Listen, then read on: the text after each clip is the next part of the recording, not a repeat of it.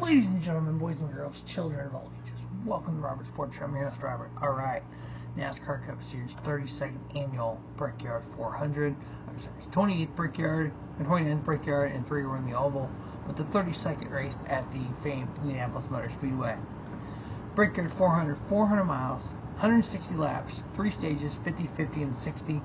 Fuel window 38 to 43, 12 sets of tires. Should make for a great race.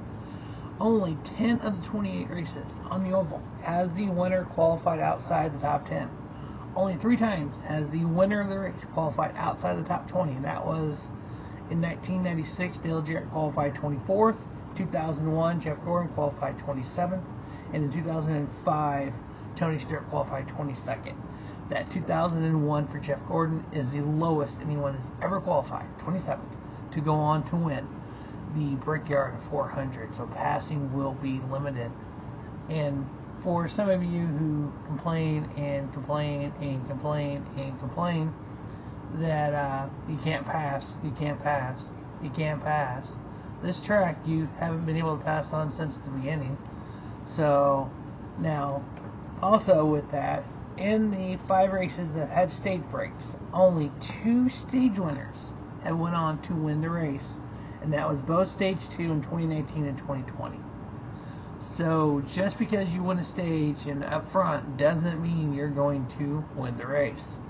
Now, since no one outside the top 27 has ever won at Indy, will that change today? Chase Elliott's out there. Ross Chastain is out there. Denny Hamlin, after that horrific crash in qualifying, he is starting dead last for the backup car. Will any of those drivers be able to win that Brickyard and kiss those bricks? I don't know. Only time will tell. Only 5 drivers have won from the pole. So Chase Briscoe on the pole. Only 5 other drivers in the history of these 28 races have ever done that. The average starting spot for someone who's won the Brickyard 400 is 8.4. So qualifying second part of the top 10 typically is what gets you to the winner's circle at Indianapolis, which is kind of a weird place to qualify to get you up there. But let's just kind of see who's qualified in that era, in that realm. We're talking about Chase Briscoe at 7, Carson Osbar at 8, A.J. Allmendinger at 9, Austin Cindric at 10, Shane Van Gisbergen at 11. Honestly, and a lot of people have said this, Indianapolis races like a road course. Look at what Connor Zilisch did yesterday. So that makes you wonder, Shane Van Gisbergen is sitting there at 11th. There's some speed in that 88 car. If they can find a little bit and get some luck, who knows what could happen there. They can get their first oval win today. Now, Indianapolis also races a lot like Pocono. As a matter of fact, one of the Pocono corners is created after Indianapolis. Indianapolis really doesn't have any other simulators, you know. When you're talking about tracks like Kansas, you can look at it as a small Michigan, like Vegas, Charlotte, Texas. You know, other tracks like that, you have something similar. You know, road courses are all kind of similar, like the right turns. Indianapolis is it flat? Yeah, there's a lot of flat tracks, nothing 2.5 miles. It's got those big sweeping corners. It's got the short chutes. No other track has that. Technically, it's almost like 8 corners, because you go into 1 and you come off of 1, you get the little short chute. 2, you can go into 2 is technically a corner. Coming off of 2 is technically a corner. So, yeah, it's going to be some interesting. But if you look at the average running position, there's 4 Pocono races and 1 Indy races, so 5 races. Denny Hamlin 6.3, Chase Elliott 10.9, Ryan Blaney 11.2, Larson 11.5, John Hunter 11.81. This is average running position. Christopher Bell 12.2, Tyler Reddick 12.8, William Byron 13.9, Alex Bowman 14.5, Brad Keselowski 14.6. Average finish of those Pocono races and 1 Indy race in the Gen 7 era. Chase Elliott 7.0, Denny Hamlin 7.66, Christopher Bell 8.6, Tyler Reddick 8.8, Kyle Larson 9.2, Brad Keselowski 13.4, Bubba Wallace 14.0. Bubba qualified up front again. He qualified second. He has finished top 5 3 of the 4 races he's raced on the Oval. he could have a really good day today. I know some people don't want that to happen, but he can. Ryan Blaney 14.0, Eric Jones 14.6, Dino Suarez 15.6. Now last year, with the only time this Gen 7 car has been on the oval at Indianapolis, Tyler Reddick average rated position 7.01, Ryan Blaney 7.36, Denny Hamlin 7.66, Bubba Wallace 9.67, Kyle Larson 11.23, Christopher Bell 11.23, John Hunter 11.34, Chase Elliott 12.33, Ricky Stenhouse 13.28, and Ty Gibbs 15.25. The top 10 last year, for those of you who don't remember, it was Kyle Larson winning, followed by Tyler Reddick, Ryan Blaney, Christopher Bell, Bubba Wallace 5th, Todd Gordon, Austin Cindric, Daniel Suarez, Noah Gragson, and Chase Elliott. On the NASCAR Fantasy Live side, I went a little different lineup. I should put Denny in. I should put Kyle Larson in there, but I've already used my 10 starts for Kyle Larson.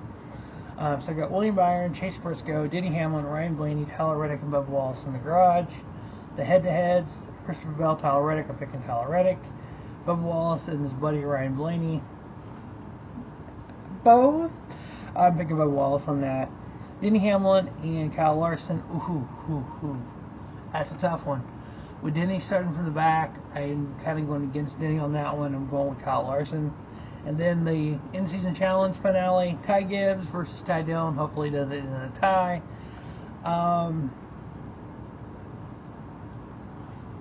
David versus Goliath is what that says. And I am a Colic fan.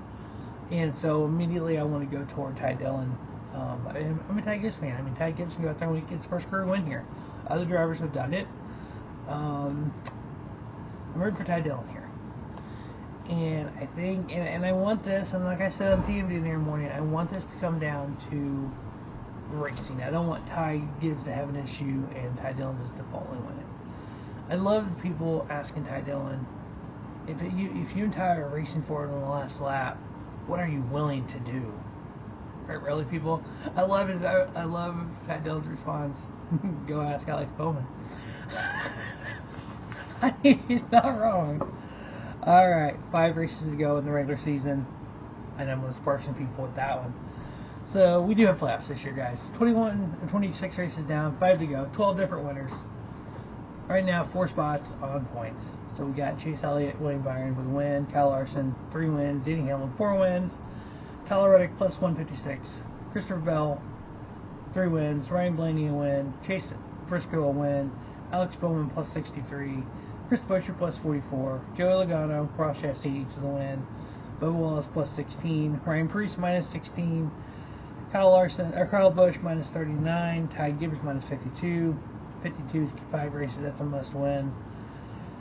Everybody else must win. Michael McDowell minus 77, AJ Allmendinger minus 80, Austin Cindric with a win, Eric Jones minus 89, John Hunter minus 100, Josh Berry with a win, Ricky Stenhouse minus 108, Zane Smith minus 112, Carson Oathfarm minus 125, Shane Van Gisbergen with 3 wins, Brad Keselowski, Austin Dillon, Daniel Suarez, Ty Dillon, Justin Haley, Todd Gilliland, Noah Gragson, Cole Custer, Riley Herbst, and Cody Ware rounds out the top 36. Now,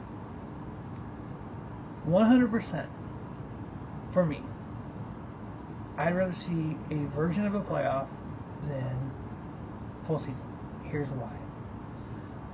During the full season points, you get to a point of the year where the championship is no longer a race. When somebody has, let's just say, 200-point lead, or 100-point, more than a race, and all they're doing is maintaining. People complain a lot about aero blocking. People complain a lot about when the announcers say he's just managing the gap. And they got a 4 or 5 second lead, and they're not trying to keep going. They're just managing that gap. That's what championship leaders did in the past. They just managed the gap. They didn't try to win. I know people hate that. Well, we always try to win. Yeah, but there was a point in time where points were more important than victories. So you've got those. Yeah, we didn't go for it. We wanted a good points day. We needed a good points day. You got a lot of that. We need to get a good points day. We don't have a lot of that these days, which is good. Which change the business. lot of people want those days back where all you're doing is running for championship. You know, no one cares about championship. You know, if NASCAR and NASCAR already said they're looking at possibly changing it, they're not going back to a 36 race. I highly doubt that would ever happen again in the history of the sport, which is not a bad thing. History needs to change. We've gotten, as a fan base, so tied up to what drivers are saying. These drivers will race no matter what the system is. And like Ryan Blaney said it really clear on TMD, they'll race no matter the system. They'll figure out what's best for that system and do what's best for that system. Plain and simple. Playoffs need to stay. I think the eliminations need to stay. I don't think a 3-race finale is the answer, and I'll tell you why. What happens if, let's just use drivers that people don't like that much, Bubba Wallace. He finishes, let's just say 20th at the first race. The next 2 races he goes out and wins. And let's say Chase Elliott finishes 7th, 8th, and 7th in the 3 races. Who has enough points to win the championship? Chase Elliott. So wins don't matter. I actually did the math on this. You're going to have a group of fans going, see, the most consistent guy won the championship. But the 2 wins didn't matter. So that's where you run into, you know, or you're going to have somebody win all 3 races and not get any stage points, and then somebody get all kinds of stage points, and, or, you know, you could have somebody literally go first, second, and then somebody second, first, and the second, first wins the championship. So yeah, you could have all kinds of, or somebody could wrap it up with a race to go even. So, in order for everything to matter, the whole season to matter as a whole, again, full season isn't the answer. I think what you could do is I think the win and end needs to stay, period. And here's why. Richmond last year. You don't have that without playoffs. Here's what made that moment a moment in NASCAR. Because of what it was. Yes, it was exciting. Yes. It was the, I will do whatever it takes to win a race. He did. Didn't count because NASCAR, whoa, you went over the line. The Lions won. He went 2. 2 ate the line. 2's never happened. And that's the result of 2. You don't have those dogfights. You don't have the storylines going into the race. I know. The hardcore fan wants the full season back. Here's the thing. Full season doesn't grow the sport. Full season, if the hardcore fan wants full season points back, hardcore fan doesn't grow the sport. Hardcore fan doesn't even maintain the sport. A hardcore fan that y'all talking about stagnizes the sport. It does. Sorry, it does. Winning, you're in. Top 15 in points. That's actually Rich Petty's idea. Top 15 in points plus any additional winners. So right now, top 15 in points, Kyle Busch is 15th. The additional winners would be Austin Cindric, Josh Berry, Shane Van Gisbergen. So you run 3 races. No reset. So you do your reset at your playoff start. You add your playoff points to whatever your generic point total is. You run 3 races. Whoever the top 12 are, move on. Everybody else gets eliminated. You run 3 races. Top 8 move on. Everybody else gets eliminated. No win in the playoffs. So once you win to make the playoffs, your wins don't move you any, don't do anything else besides get you the bonus points at that point. You get down to your finale. You have 4 drivers. Now you have a reset. Now you add all them playoff points that they've earned to your total. I don't think there's a possibility of somebody clinching the title early with that. But it also brings everything that you've earned, those wins, those stage wins, to your championship race. It's kind of the chase meets playoffs, or chase with eliminations, ever how you want to look at it. But I'm actually going to try to figure out what that looks like as we go throughout the playoffs. So top 15 points plus any additional winners without the resets.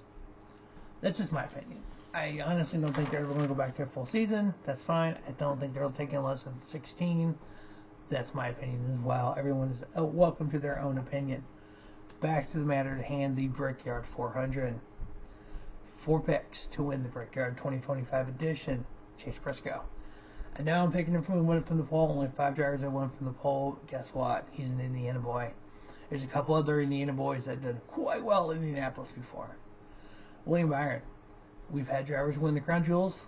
Only he's on a pace to do that. He already won the Daytona 500. Can he win the Brickyard 400? I think he can. He's in a car that's done it. That number's done it before. It's been special.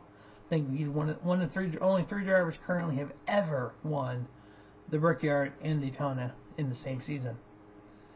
Tyler, I think championship as well those years. Tyler Reddick, obviously 23-11 is running good here. Qualified well, got some speed. I know everything with the lawsuit aside. And then Bubba Wallace is a 4th pick. Bubba, I was, average what? Out of the 5 races, 3 top 5s or something. Average like an 8th place finish here on just the oval in his career. So yeah, definitely 3 Toyotas there. We know Toyotas have top 5, first time ever in the history of it. So now one more thing.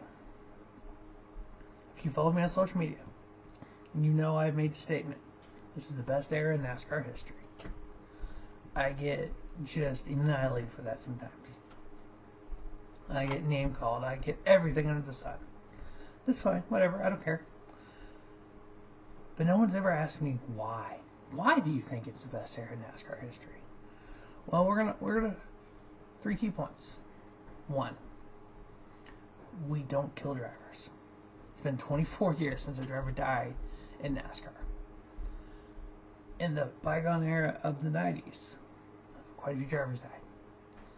Safety. It's not a destination, it's a journey. We don't have drivers getting hurt as much. Yes, unfortunately, drivers still get hurt. It's a dangerous sport, but not to the results of what they had back then. We have the fact that this all kind of goes into one here. We have the fact we have the waivers. So when a driver does get hurt, they can miss races and not feel obligated to be stuck in the car. How many times did we see drivers, Dale Earnhardt, Darrell Waltrip, the list goes on and on, of drivers who were hurt got put into a car just to get the points and got out of the car as quick as they could. Saw that quite a bit. We don't have to deal with that any longer. We have a field that, yeah, it's closer than ever before. Yes, 100% agree. But back in the day, the NASCAR field was cut into thirds. You had the people that were going to contend. You had the people that were never going to contend, never going to finish in the top 15, top 10, unless somebody had trouble. And then you had the drivers that were guaranteed to be a lap down before the first caution. And you had attrition, more attrition than ever before. So yeah, it is easy to pass 25 cars on the track when the 13 or 14 are faster than everyone else. When you have more horsepower, when you have more means, you have more money. You had an era of the sport where these drivers and these teams were building the part, running and testing it, coming back, rebuilding that part, and spending millions of dollars on parts they're not using because they built something better. Or they might land on something and it works, no rule against it yet, and then they make a rule against it so everybody else kind of figures it out, or they tell certain people, don't tell other people. Yeah, the rule book has always been a thing in NASCAR. Yes, you had innovation back then. A lot of people like that. They've innovated the hell out of everything. There's so many things that have been innovated that you can't innovate anything else because it's already in the rule book. And you have to have rules. There's been rules since day one. The first rule book was a single piece of paper. The rule book today, I swear to God, is probably that thick. Because people were looking at the rule book and going, okay, the rule book says this part, these are just examples, don't lose your mind over it. This part has to be painted blue. There's an engineer going, well, if I paint that part green, it's faster. But it says blue. Do I think people cheat? Yes and no. If the rule book says this part must be blue, are they going to paint it green on purpose? No, they're not. Are they going to do a blue-green tint so it looks blue but it's kind of green but it gives the advantage of being green but it's still blue? Yes. Now, if the rule book says this part has to be on the car, this part doesn't say anything about being painted, but you know as an engineer or crew chief, if I paint that part blue, it's going to be faster. I'm painting that part blue. Now, if it's something where NASCAR like, oh, I don't think they should be painting that part, we're going to put this in the rule book. Okay, but somebody else is going to go back and go, wait, they have that part painted blue. Why don't we have that part painted?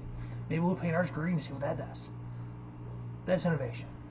So rules made about it. Ask HMS about T-Rex. We've all heard the T-Rex story. But that's just my opinion. Like it, hate it, that's fine. Whatever, I don't care. NASCAR Cup Series Brickyard 400, 4 picks. Chase Briscoe, William Byron, Tyler Reddick, Bubba Wallace. Think it's going to be a great race. As always, thanks for watching Robert Sports Show. Don't just have a great day.